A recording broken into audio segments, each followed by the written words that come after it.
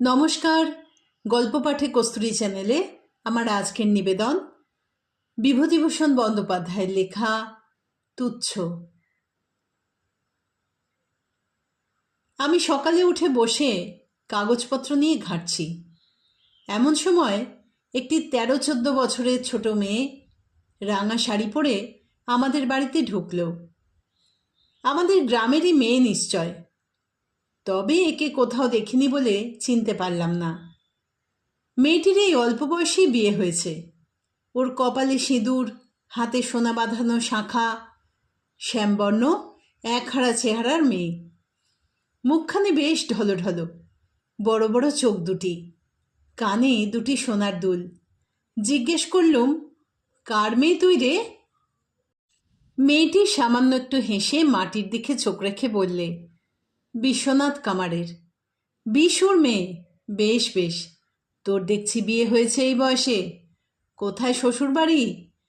মেয়েটির খুব লজ্জা হলো শ্বশুরবাড়ির কথায়। সে মুখ অন্যদিকে ফিরিয়ে বললে, নারায়ণপুর। কোন নারায়ণপুর? ঘিবে নারায়ণপুর? হ্যাঁ। কতদিন বিয়ে হয়েছে? এই ফাল্গুন মাসে। শ্বশুরবাড়ি থেকে এলি কবে? পরশু এসেছি কাকাবাবু। আচ্ছা যা, বাড়ির মধ্যে যা। গ্রামের মেয়ে বাপের বাড়ি এসেছে, এ পাড়া ও পাড়ায় সব বাড়ি ঘুরে বেড়াচ্ছে। বড় স্নেহ হলো খুকিটির ওপর। এই গ্রামেরই মেয়ে, আহা!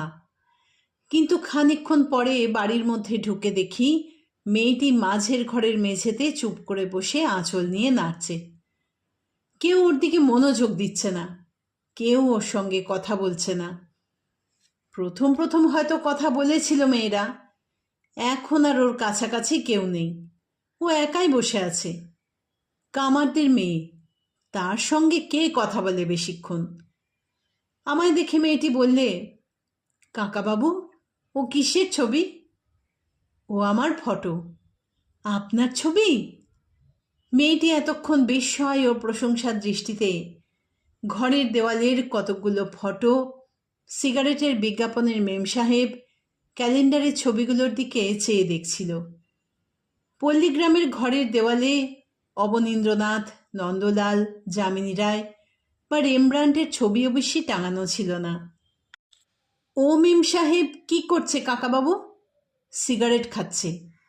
উমা, মেয়ে মানুষ সিগারেট খায়? মেম সাহেবেরা খায়। দেখেছিস কখনো মেম সাহেব? হুঁ। কোথায়? রানাঘাট স্টেশনে আড়ংঘাটা যাচ্ছিলাম যুগল কিশোর দেখতে। তাই দেখি রেলগাড়িতে বসে আছে, সাদা ধপধপ করছে একেবারে। দেখলুম ও একা বসে থাকলেও দেওয়ালের ওই অকিঞ্চিতকর ছবিগুলো দেখে বেশ আমোদ পাচ্ছে। আরও প্রায় ঘণ্টাখানেক পরে আমি আবার ঢুকলাম ঘরে কি এক কাজে। মেয়েটি সেখানে ঠায় বসে আছে সেইভাবে। ওকে কেউ গ্রাহ্য করছে না বাড়ির মেয়েরা, তাতে ওর কোনো দুঃখ নেই। দিব্যি একা একা বসে আছে, চলেও যায়নি। ও যে আমাদের ঘরে ঢুকে মেঝের উপর বসে আছে, এই আনন্দেও ভরপুর। দিব্যি লাল রং দেওয়া মাজা ঘষা মেঝে। ঘরের বিছানা আসবাবপত্র দামি নয়, কিন্তু পরিষ্কার পরিচ্ছন্ন। দেওয়ালে যে শ্রেণীর ছবি সে তো বলাই হলো। একখানা টেবিল, একখানা চেয়ারও আছে। টাটার টেবিল ল্যাম্প আছে একটা। কতগুলো মাটির পুতুল, যেমন গণেশ জননী, গরু, হরিণ, টিয়া পাখি, রাধাকৃষ্ণ প্রভৃতি একটা কাঠের তাকে সাজানো আছে। গৃহসজ্জার এই সামান্য রূপই ওর চোখে আশ্চর্য ঠেকেছে। খুকির চোখ দেখলে তা বোঝা যায়। আমার কষ্ট হলো, ওকে কেউ আদর করে ওর সঙ্গে কথা বলছে না। ও সেটা আশাও করেনি। আমাদের গ্রামে তেমন ব্যবহার কামার কুমোরদের মেয়েদের সঙ্গে কেউ করে না। ওরা ঘরে ঢুকে বসতে পেয়েছে, এতেই ওরা অত্যন্ত খুশি আছে। আমি তেল মেখে নাইতে যাব। নারকোল তেল আজকাল পাওয়া যায় না বলে বাড়ির মেয়েদের ফরমাস মতো গন্ধ তেলের বোতল আসে দোকান থেকে। হেন কল্যাণ তেন কল্যাণ। আমি বোতল থেকে তেল বের করে মাথায় মাখছি দেখে ও চেয়ে রইল। আমি বললাম, গন্ধ তেল একটু মাখবি খুকি? মেয়েটি অবাক হয়ে গেল। এমন কথা কেউ ওকে বলেনি। কোনো ব্রাহ্মণ বাড়ির কর্তা তো নয়ই। বললে, হ্যাঁ, সরে আয় দিকি মা। তারপর তার চোখ দুটির অবাক দৃষ্টিকে অবাকতর করে দিয়ে আমি নিজের হাতে তার মাথায় খানিক গন্ধ তেল মাখিয়ে দিলাম, খোঁপা মাথা চুলের ওপর ওপর। ও হেসে ফেললে, অনাদৃতা আদর পেয়ে লজ্জা পেলে। বললাম, কিরকম গন্ধ?